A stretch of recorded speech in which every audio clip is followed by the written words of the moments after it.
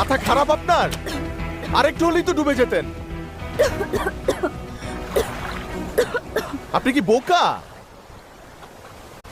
এটা কি গ্রামের পুকুর পেয়েছেন নাকি সুইমিং পুল? এটা সমুদ্র। সাঁতার না জেনে এখানে নামা উচিত না। এখানে ডুবে গেলে লাশটাও খুঁজে পাওয়া যেত না।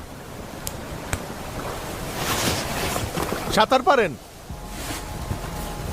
বাহ, ঘুরতে আসছেন?